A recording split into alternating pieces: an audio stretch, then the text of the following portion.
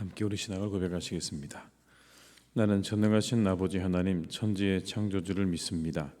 나는 그의 유일하신 아들 우리 주 예수 그리스도를 믿습니다. 그는 성령으로 잉태되어 동정녀 마리아에게서 나시고 본디오 빌라도에게 고난을 받아 십자가에 못 박혀 죽으시고 장사된 지 사흘 만에 죽은 자 가운데서 다시 살아나셨으며 하늘에 오르시어 전능하신 아버지 하나님 우편에 앉아 계시다가 거기로부터 살아있는 자와 죽은 자를 심판하러 오십니다. 나는 성령을 믿으며 거룩한 공교회와 성도의 교제와 죄를 용서받는 것과 몸의 부활과 영생을 믿습니다. 아멘. 찬송가 325장을 찬양하시겠습니다. 325장입니다.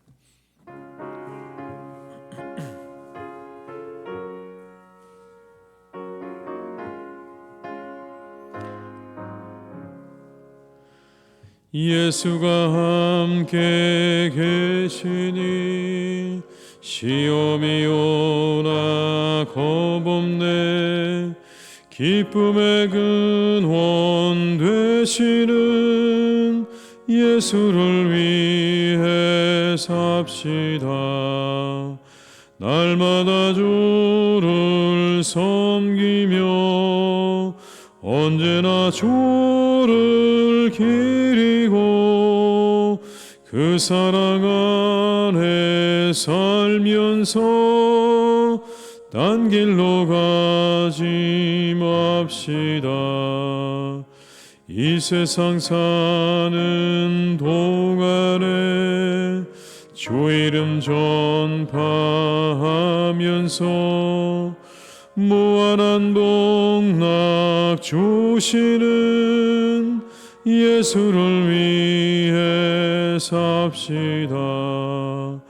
날마다 주를 섬기며 언제나 주를 기리고 그 사랑 안에 살면서 딴 길로 가지 맙시다. 이 세상 친구 없어도 예수는 나의 친구니 불의한 일을 버리고 예수를 위해 삽시다. 날마다 주를 섬기며 언제나 주를 기리고 그 사랑 안에 살면서 딴 길로 가지 맙시다. 주께서 심판하실 때 잘했다 칭찬하리니 이러한 상급 받도록 예수를 위해 삽시다. 날마다 주를 섬기며 언제나 주를 기리고 그 사랑 안에 살면서 딴 길로 가지 마. 4절입니다. 주께서 심판하실 때 잘했다 칭찬하리니 이러한 상급 받도록 예수를 위해 삽시다. 날마다 주를 섬기며 언제나 주를 기리고 그 사랑 안에 살면서 딴 길로 가지 맙시다.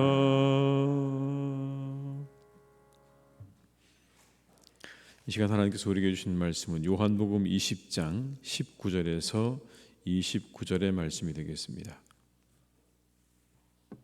요한복음 20장 19절에서 29절입니다. 요한복음 20장 19절에서 29절의 말씀을 함께 봉독하시겠습니다.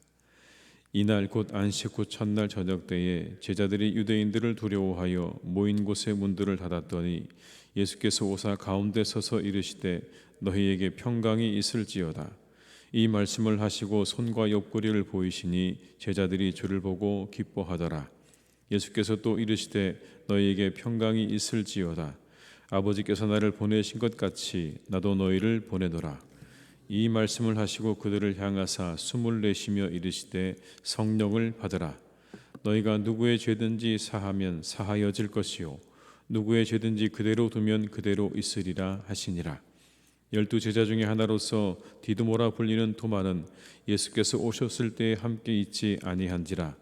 다른 제자들이 그에게 이르되 우리가 주를 보았노라 하니 도마가 이르되 내가 그의 손에 못자국을 보며 내 손가락을 그 못자국에 넣으며 내 손을 그 옆구리에 넣어보지 않고는 믿지 아니하겠노라 하니라. 8해를 지나서 제자들이 다시 집 안에 있을 때에 도마도 함께 있고 문들이 닫혔는데 예수께서 오사 가운데 서서 이르시되 너희에게 평강이 있을지어다 하시고 도마에게 이르시되 내 손가락을 이리 내밀어 내 손을 보고 내 손을 내밀어 내 옆구리에 넣어보라. 그리하여 믿음 없는 자가 되지 말고 믿는 자가 되라. 도마가 대답하여 이르되 나의 주님이시요 나의 하나님이시니이다. 예수께서 이르시되 너는 나를 본고로 믿느냐? 보지 못하고 믿는 자들은 복되도다 하시니라. 아멘. 부활의 저녁에 제자들은 두려움에 빠져 있었습니다. 이제 예수님께서 십자가에 죽으신 후에 그를 따르던 자들에 대한 박해는 불보듯 뻔한 일이었습니다. 당연히 그들은 두려움에 빠질 수밖에 없는 그런 상황 가운데 부활하신 예수님께서 그들에게 나타나셨습니다. 그리고 가장 먼저 하신 말씀은 이것이었습니다. 평강이 있을지어다. 평강이 있을지어다. 주님은 제자들과의 만남에서 평강이 있으라는 말씀을 여러 차례 하셨습니다. 여러분 19절의 말씀을 함께 보시겠습니다. 이날 곧 안식 후 첫날 저녁 때에 제자들이 유대인들을 두려워하여 모인 곳의 문들을 닫았더니 예수께서 오사 가운데 서서 이르시되 너희에게 평강이 있을지어다. 21절입니다. 예수께서 또 이르시되 너희에게 평강이 있을지어다. 아버지께서 나를 보내신 것 같이 나도 너희를 보내노라. 26절의 말씀도 읽어보시겠습니다. 8해를 지나서 제자들이 다시 집 안에 있을 때 도마도 함께 있고 문들이 닫혔는데 예수께서 오사 가운데 서서 이르시되 너희에게 평강이 있을지어다 하시고, 계속해서 부활하신 주님께서 제자들에게 하셨던 말씀이 바로 평강이 있을지어다라는 말씀입니다. 이 평안은 세상에 줄 수 없는 평안입니다. 죽음을 이기신 승리로부터 오는 그런 평강입니다. 그 말씀과 함께 자신의 손과 옆구리를 보여주시죠. 부활하신 주님이심을 보여주신 겁니다. 순간 그들의 두려움이 변해서 기쁨이 되었다라고 성경은 말씀합니다. 20절의 말씀을 제가 읽어드립니다. 이 말씀을 하시고 손과 옆구리를 보이시니 제자들이 주를 보고 기뻐하더라. 이제 아무것도 제자들을 두렵게 할 수 없습니다. 죽음도 핍박도 그들을 두렵게 할 수 없습니다. 이것이 부활의 능력입니다. 부활은 죽음에 대한 승리입니다. 부활은 약속의 성취입니다. 내가 다시 살 것이라 말씀하셨던 그 주님의 약속이 이루어진 것입니다. 그게 부활입니다. 약속의 성취이자 죽음에 대한 승리인 이 부활이 가져다주는 평안은 세상의 그 무엇도 빼앗아갈 수 없는 그런 놀라운 능력인 것이죠. 그 부활의 사건 앞에, 그 부활의 능력 아래 모든 것은 잠깐 지나가는 것들에 불과합니다. 그들에게 닥쳐오는 고난도 어려움도 심지어 죽음도 잠시 그들에게 지나가는 하나의 과정일 뿐입니다. 이제 궁극적으로 그들에게는 승리가 보장되어 있는 것이 보입니다. 우리도 부활하겠구나.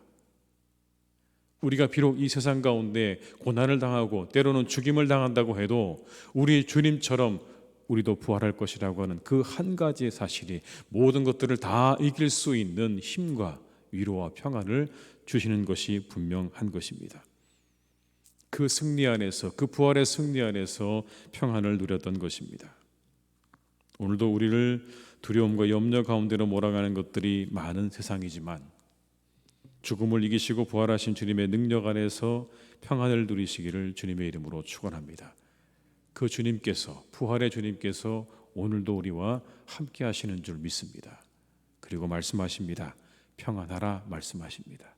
그 부활의 주님이 우리에게도 말씀하십니다. 평안하라. 부활의 주를 바라보라. 나를 바라보라. 그리고 이어서 이렇게 말씀합니다. 너희를 보낸다. 성령을 받으라. 이렇게 말씀하시거든요. 그리고는 마치 그들에게 사면권을 주시는 것 같은 장면이 나옵니다. 23절의 말씀을 함께 읽습니다. 너희가 누구의 죄든지 사하면 사하여질 것이요 누구의 죄든지 그대로 두면 그대로 있으리라 하시니라. 마치 이후의 사람들에게 죄를 사할 수 있는 권세가 있는 것처럼 그렇게 보여지는 말씀이지만 이 말씀은 그렇게 누군가의 죄를 너희가 사하면 사해진다는 그러한 의미가 아닙니다. 복음서는 예수님께서 하나님을 계시하시고 인류를 구원하시기 위해 보냄받았다는 것을 명백하게 밝히고 있죠. 요한복음은 더더욱 분명하게 말씀하십니다. 하나님이 그 아들을 세상에 보내신 것은 세상을 심판하려 하심이 아니요 저로 말미암아 세상이 구원을 받게 하려 하심이라 그렇게 말씀하셨거든요. 구원하시기 위해서 보내신 겁니다.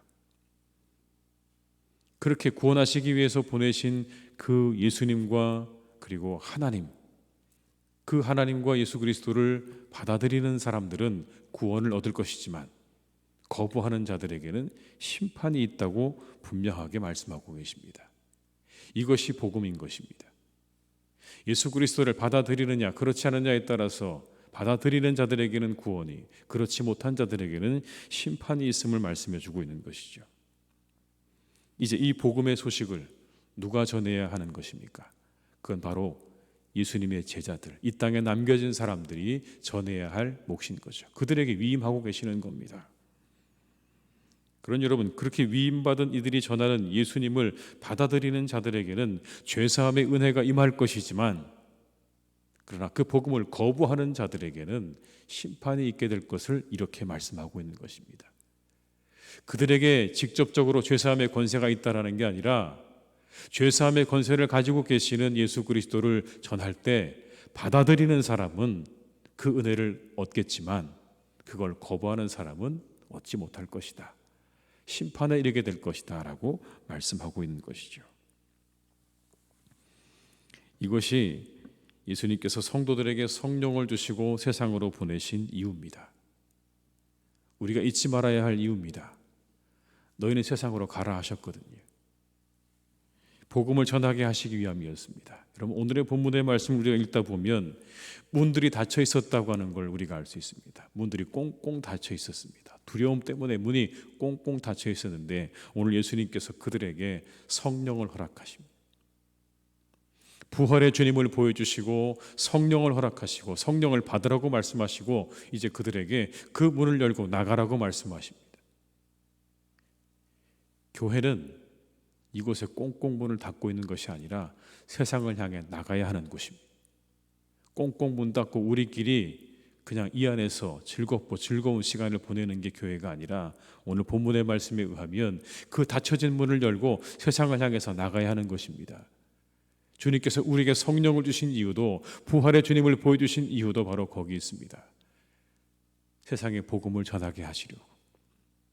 그래서 우리에게 성령을 주신 것이죠. 마태복음의 마지막 말씀도 우리가 기억합니다. 너희는 가서 모든 민족을 제자로 삼아 아버지와 아들과 성령의 이름으로 세례를 베풀고 내가 너희에게 분부한 모든 것을 가르쳐 지키게 하라. 그 말씀도 부활하신 주님의 말씀이셨습니다. 가라. 세상을 향해 가라고 말씀하십니다.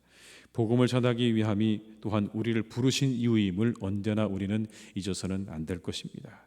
그래서 우리는 기회가 있을 때마다 복음을 전하는 삶을 살아야 하는 것입니다. 우리는요, 바르게 알고 그리고 바르게 믿고 바르게 전할 줄 알아야 합니다. 거기까지입니다. 바르게 알고 바르게 믿는 것까지가 아니라 바르게 알고 바르게 믿고 그리고 바르게 전하는 데까지 우리는 가야 되는 것입니다. 그게 예수님께서 우리에게 부탁하신 일입니다. 너희는 가서 전해야 한다. 그게 우리가 가지고 있는 사명임을 기억하면서 오늘도 우리가 기회가 되는 대로 세상의 사람들에게 복음을 전하는 복된 날이 되시기를 주님의 이름으로 축복합니다. 그리고 이어서 도마가 나옵니다. 그는 주를 보았다고 말하는 다른 제자들의 말을 믿지 못했습니다. 손가락에 못자국을 넣어보고 손에 옆구리를 넣어보지 않고는 믿지 않겠다고 그렇게 말하죠. 그로부터 8일이 지난 후 예수님께서 다시 오셔서 제자들에게 평강을 선포하시고 도마에게 이렇게 말씀하십니다. 27절의 말씀을 함께 읽습니다. 도마에게 이르시되 내 손가락을 이리 내밀어 내 손을 보고 내 손을 내밀어 내 옆구리에 넣어보라. 그리하여 믿음 없는 자가 되지 말고 믿는 자가 되라. 여러분, 도마가 그 손과 옆구리를 만져보았을까요? 성경 말씀에 보면 어디에도 만져보았다는 말씀이 없습니다. 이제 그 이후에 만져보았다는 말이 없어요. 그냥 부활하신 주님께 압도당한 것이 아닌가라고 봅니다. 이제 보지 않고 예수님의 그 서 계신 그 모습만으로 오늘 그냥 이 도마는요, 완전히 그 자리에서 엎드러진 겁니다. 그리고 고백을 합니다. 28절을 함께 읽습니다. 도마가 대답하여 이르되 나의 주님이시요 나의 하나님이시니이다. 이 고백은요, 도마의 영혼 깊은 곳에서 흘러나온 고백입니다. 그의 그 고백은 이제 더 이상 흔들리지 않습니다. 깊은 은혜를 경험했죠. 이 도마의 고백은 초대교회 성도들의 고백이었습니다. 나의 주님이시고 나의 하나님이십니다. 여러분, 이건 굉장히 중요한 고백입니다. 이 고백 위에 모든 그리스도인들이 섰습니다. 그는 더 멀리까지 가게 됩니다. 제자들 가운데 가장 먼 곳까지 간 사람 도마, 인도까지 가게 되었죠. 그는 솔직했습니다. 하나님 앞에 솔직했습니다. 이 말씀 보면서 저는 그런 은혜가 있었습니다. 솔직한 사람이 더 큰 은혜를 경험하는 건 아닌가. 조금 더 하나님 앞에 솔직한 사람이 더 큰 은혜를 경험하게 되는 것이고 더 견고한 믿음을 가지게 되는 것 아닌가. 그냥 우리 안에 일어나는 모든 생각과 그 모든 것들을 다 감추어두고 숨겨두고 아니라고 말하지 말고 때때로 우리 안에 일어나는 것들을 가지고 하나님을 향해서 솔직하게 나아가는 그 사람에게 더 큰 하나님의 은혜가 임할 줄로 믿습니다. 왠지 아십니까? 보세요. 예수님께서 콕 집어 말씀하십니다. 아주 알고 계셨던 것처럼 콕 집어서 말씀하죠. 내 손과 옆구리 만져봐라. 더 이상 부인할 수가 없었습니다. 여러분, 이게 뭘 의미하는 것입니까? 주님께서 도마를 다 알고 계셨고 지켜보셨다는 겁니다. 하나님이 우리를 그렇게 바라보고 계시는 거죠. 우리의 모든 생각을 읽고 계시는 것이고 우리가 어떠한 마음을 가지고 있고 어떤 생각 가지고 있는지 다 알고 계십니다. 그래서 어느 순간 콕 집어 말하죠. 만져봐라. 그 말 앞에 완전히 꼬꾸라지는 거죠. 부인할 수 없습니다. 고백할 수밖에 없었습니다. 나의 주님이시요 나의 하나님이십니다. 우리 주님께서 부활하셨습니다. 죽음 이기시고 부활하신 주님을 향해서 나의 주님이시고 나의 하나님이시라는 고백으로, 이 도마의 고백으로 나아가시기를 주님의 이름으로 축복합니다. 주님께서 말씀하실 겁니다. 보지 못하고 믿는 자가 복되다. 내가 참 복되다. 나를 보지도 않고 나를 주로 고백하는, 하나님으로 고백하는 너희가 복되다라고 하는 그런 축복이 여러분 가운데 있게 될 줄로 믿습니다. 이 하루도 그 부활의 고백과 능력으로 승리하시는 복된 날이 되시기를 주님의 이름으로 축원합니다. 기도하시겠습니다.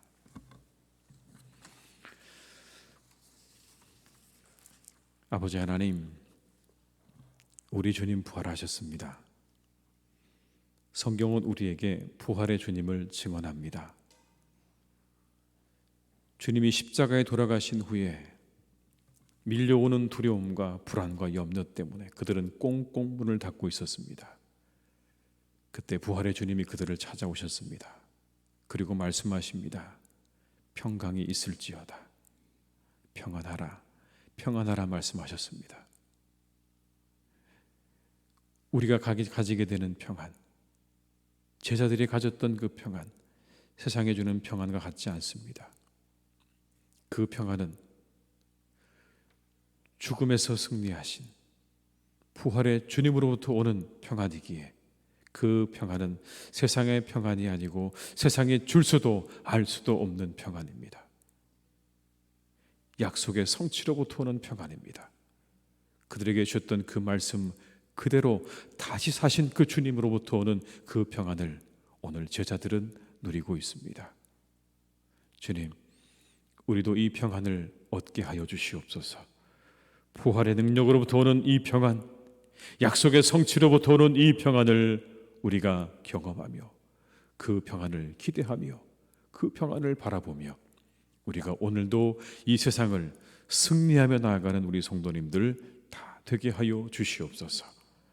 세상은 달라졌지만 여전히 우리를 두렵게 하고 떨게 만들고 겁박하는 수많은 것들이 우리의 삶 가운데 존재하고 있습니다.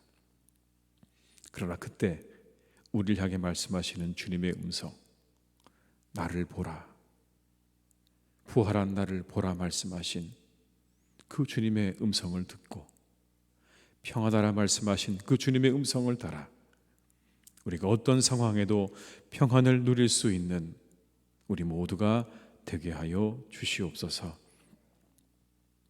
원하옵기는 하나님, 우리의 삶의 자리 가운데 우리가 기회가 되는 대로 복음을 전할 수 있기를 간절히 원합니다.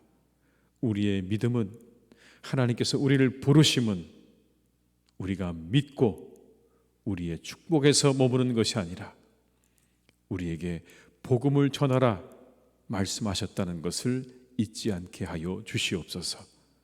부활하신 주님께서 주셨던 가장 중요한 말씀은 너희들은 세상으로 가라, 그리고 복음을 전하라, 이것이었습니다. 그들과 성령으로 함께 할 것이니 가서 복음을 전하라 하신 그 주님의 말씀을 우리가 잊지 않기를 간절히 원합니다. 시대가 변하여서 우리가 복음을 전하는 것이 점점 더 힘들고 어려워져 가는 것이 사실이지만, 그런 하나님, 그렇다고 우리가 복음을 전하는 일을 포기하지 않게 하여 주시옵소서. 이것이 우리가 받은 사명임을 기억하게 하시고 기회가 닿는 대로, 우리에게 만남이 있는 대로 우리가 순간순간 복음을 전할 수 있기를 간절히 원하오니 주여, 늘 우리가 깨어서 주님의 복음을 들고 세상으로 나아가는 그리스도인들과 우리 교회가 되게 하여 주시옵소서. 아버지 하나님, 우리 사랑하는 교우들을 주님께서 이 하루도 지켜주시기를 간절히 원합니다. 아버지 하나님, 어려운 시간들을 지내고 있습니다. 그러나 하나님께서 오늘까지도 우리를 지키시고 인도하셨사오니 이후의 시간 더욱더 함께 하셔서 이제 이 고난의 터널이 끝나는 그 순간까지 우리 사랑하는 성도님들 한 분 한 분의 삶과 가정을 주님께서 지켜주시기를 간절히 원합니다. 힘들고 어려울 때 더욱더 서로 의지하게 하시고 사랑하게 하시고 서로 아버지 하나님 함께 그 아픔을 보듬고 기도하며 나아갈 수 있기를 간절히 원하오니 우리 성도님들의 가정마다 주님께서 평강이 있게 하여 주시옵소서. 평강이 있을지어다 말씀하신 주님께서 그 가정들에게 평강을 선포하여 주옵시고 평안을 허락하여 주셔서 이 어려운 때에도 아버지 하나님, 그들의 영혼만큼은, 그들의 가정만큼은 천국이 될 수 있기를 간절히 원하오니 주여, 우리의 가정들이 안식처가 되게 하시고 위로를 얻고 힘을 얻는 보금자리가 될 수 있기를 간절히 원하오니 주여, 사랑하는 성도님들의 가정마다 주님께서 평안을 더하여 주시옵소서. 일터를 지켜주시기를 간절히 원합니다. 하나님, 우리는 하루에도 수없이 많은 가게들이 문을 닫는 것을 우리의 눈으로 똑똑히 보고 있습니다. 어려운 시대입니다. 우리 성도님들의 가정과 하나님, 특별히 일터를 주님께서 지켜주셔서 일하고 계시는 모든 직장과 일터가 잘 유지되기를 간절히 빌고 원합니다. 잘 유지되게 하여 주시옵소서. 이 어려운 시간들을 잘 견뎌낼 수 있기를 간절히 빌고 원하오니 하시는 모든 일들 위해 주님께서 축복하여 주시고 주님, 그 생업 위에 은혜와 축복으로 함께 하셔서 아버지 하나님의 은혜가 그 모든 일하시는 곳 위에, 직장 위에, 사업처 위에 하나님께서 함께하여 주시옵소서. 아버지 하나님, 우리 성도님들을 건강하게 지켜주시기를 원합니다. 강건하게 하시옵소서. 모든 질병으로부터 하나님께서 지켜주시기를 원합니다. 악한 질병으로부터 주님 지켜주시고 코로나로부터 지켜주셔서 언제나 건강함 가운데 마음껏 일할 수 있도록 주님 역사해 주시기를 원하오니 우리 성도님들 강건하게 오늘도 지켜 인도하여 주시옵소서. 사랑하는 우리 교회를 주님께서 이끌어 주시기를 간절히 소망합니다. 하나님의 나라와 의를 구하는 공동체가 되게 하여 주시옵소서. 빛과 소금의 역할을 감당하는 교회가 되게 하여 주옵시고, 복음을 들고 세상을 향해 나가는 교회가 되게 하여 주옵시고, 오직 그리스도 안에서 하나 되어짐으로 부흥을 경험하는 교회가 되기를 간절히 기도하오니 주여 우리 교회를 축복하시옵소서. 성령의 충만을 허락하여 주시옵소서. 성령을 받으라 말씀하신 주님, 우리에게 성령을 허락하여 주시옵소서. 우리를 하나로 묶으시는, 우리를 새롭게 하시는, 우리를 그리스도 안에서 하나 되게 하시는 유일한 능력이 되시는 성령 안에 우리 교회와 우리의 성도님들이 머물 수 있기를 간절히 빌고 원하오니 주여 우리 교회를 축복하시고 성령으로 충만케 하시고 말씀으로 우리를 다스려 주시옵소서. 우리의 귀에 말씀이 들려지기를 간절히 원합니다. 우리의 정말 마음이 그 말씀으로 변화받기를 간절히 원합니다. 우리의 귀가 열려지게 하시고 우리의 마음이 변화되기를 간절히 원하오니 주여 우리에게 말씀하시옵소서. 우리가 듣겠습니다. 우리 모든 성도들과 함께 하나님 말씀을 듣고 나누며 우리가 그 안에서 놀라운 변화를 체험하는 교회가 되게 하여 주시옵소서. 세상은 하나님 코로나로 신음하고 있습니다. 주님 이 모든 것들을 속히 멈추어 주시고 끝내주셔서 우리 모두가 다시 일상으로 우리 사랑하는 교우들이 하나님의 전도로 돌아올 수 있도록 그 길을 활짝 열어주시기를 간절히 원하오니 주님 축복하시고 함께하여 주옵소서.